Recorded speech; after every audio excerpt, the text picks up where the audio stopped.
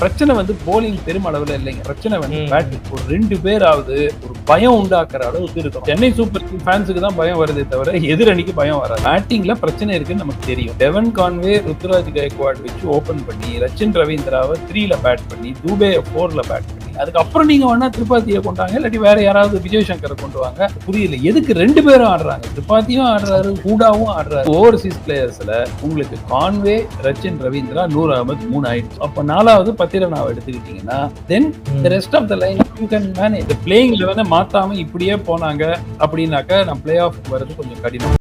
But இந்த சீசனை பொறுத்த வரைக்கும் நம்ம டாப் 2-3 டீம்ஸ்ல நம்ம ஃபேவரட்ஸா பிக் பண்ணுவோமா சிஎஸ்கேனா?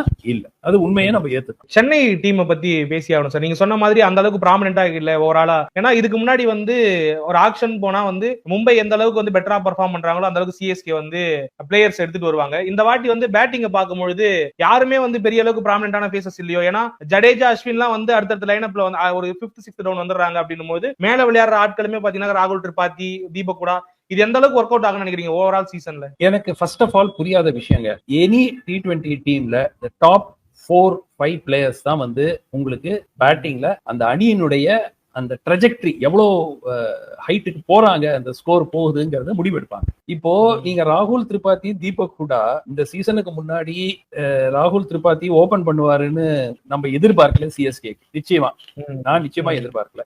அப்படி ஆடுனா கூட அவர் நம்பர் 4 வருவாரு, இல்லாட்டி நம்பர் 5 வருவாருங்கிற ஒரு எதிர்பார்ப்பு இருந்ததே தவிர தீபக் ஹூடா 11ல இருப்பாருங்கிறது எதிர்பார்க்காத ஒன்று. சோ புரியலைங்க. டெவன் கான்வே வச்சுக்கிட்டு நான் நான் சரி டெவன் கான்வே இன்ஜர்டு போல இருக்கு, இல்ல நாட் அவைலபிள் போல இருக்கு.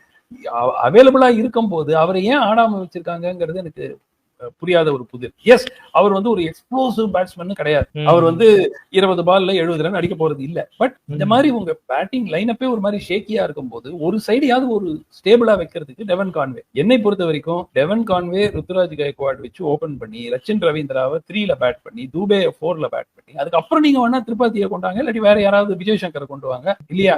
எனக்கு அதுதான் எனக்கு புரியல எதுக்கு 2 பேரும் ஆடுறாங்க. திரிபாத்தியும் ஆடுறாரு, ஹூடாவும் ஆடுறாரு, அது புரியல. சாம் கரன் வந்து ஒரு 2-3 சீசனாவே அவருடைய அந்த கேப்பபிலிட்டிஸ் வந்து குறைஞ்சுக்கிட்டே வருது. அதை நம்ம பார்த்தோம். அதனாலதான் ஒவ்வொரு டீமா மாறி மாறி சிஎஸ்கேல இருந்துட்டு அதுக்கப்புறம் வேற டீமுக்கு போயிட்டு அப்படி சுத்திட்டு வராரு. எனக்கு என்னன்னா, இப்போ Pathirana is coming back after an injury. So அவருக்கு ஒரு 2 மேட்ச் 3 மேட்ச் ஆகுது ஆகும். திருப்பி பழைய இது போன மேட்ச்ல பாத்தீங்கன்னா ஆர்சிபி அவரை பொழந்துட்டாங்க.